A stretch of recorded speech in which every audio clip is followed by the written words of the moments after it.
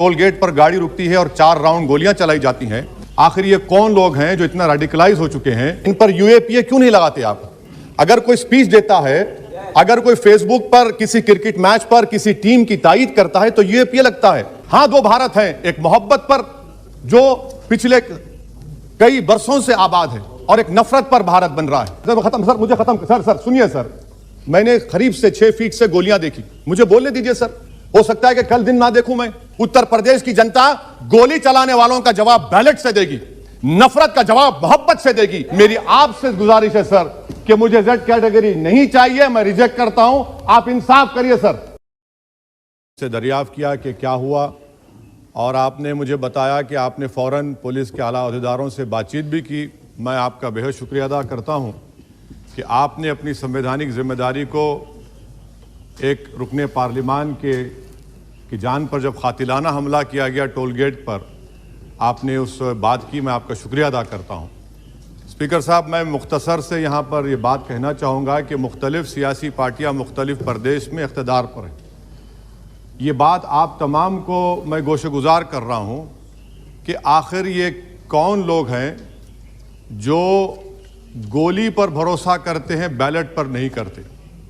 आखिर ये कौन लोग हैं जो इतना रेडिकलाइज हो चुके हैं कि इनको इस संविधान पर एतमाद नहीं रहा, उनको अंबेडकर के बनाए हुए संविधान के खिलाफ हैं, जो इतनी नफरत पैदा करते हैं? आखिर ये कौन लोग हैं? मैं इसको सियासी गुफ्तगू नहीं करूंगा, ये सबके लिए छोड़ रहा हूं, क्योंकि जहां तक मुझे मालूम कि मैं 2 मरतबा का विधायक हूं, 4 मरतबा का सांसद हूं, और अगर इस तरह से अगर राजनीति आगे बढ़ेगी कि टोल गेट पर गाड़ी रुकती है और 4 राउंड गोलियां चलाई जाती हैं, आखिर इन नौजवानों को ये कैसे रेडिकलाइज हुए? और मैं सरकार से पूछना चाहता हूं कि क्या उन्होंने ये रेडिकलाइजेशन सैयद कुतुब की किताब पढ़कर रेडिकलाइज हुए, अब्दुल्ला अज़ाम की किताब पढ़कर रेडिकलाइज हुए, या अयमन अल ज़ोहरी की किताब पढ़कर रेडिकलाइज हुए? इसीलिए मैंने सरकार से 2015 में कहा था कि इंटरनल सिक्योरिटी डिपार्टमेंट MHA में, उसमें तमाम मज़ाहिब के लोगों का एक काउंटर रेडिकल सेल बनाइए आप। और सर, ये रेडिकलाइज हो चुके हैं तो भारत की इससे राइट विंग कम्युनिज्म और टेररिज्म बढ़ेगा। मैं आपसे अपील कर रहा हूं कि जो गलती NDA 1 में की थी, आप वही करने जा रहे हैं। आपको नुकसान होगा, आपकी सरकार को नुकसान होगा, देश को तो, देश की सालिमियत को खतरा तो पैदा हो रहा है।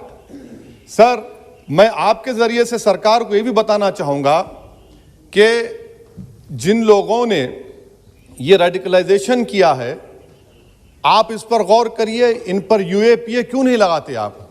अगर कोई स्पीच देता है, अगर कोई फेसबुक पर किसी क्रिकेट मैच पर किसी टीम की तारीफ करता है तो यूएपीए लगता है। एक सिटिंग MP के ऊपर यूएपीए नहीं लगेगा सर, मैं सरकार पर छोड़ता हूं।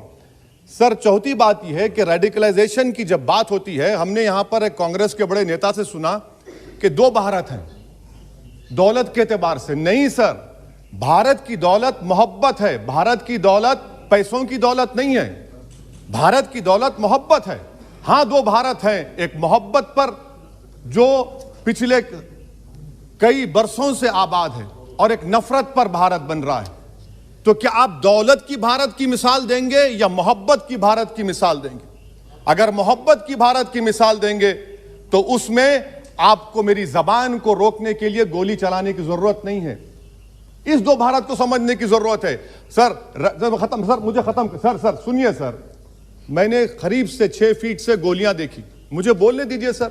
हो सकता है कि कल दिन ना देखूं मैं। अगर मैं यहां पर नहीं बोलूंगा तो कहां बोलूंगा सर? आप मुझे प्लीज बोलने दीजिए। सर, मैं आपसे गुजारिश यह करना चाहूंगा कि आप हरिद्वार में, रायपुर में और इलाहाबाद प्रयागराज में मेरे बारे में क्या कहा गया? आपके नाईबी की रिपोर्ट है ना, आप क्यों छुपा रहे उसको?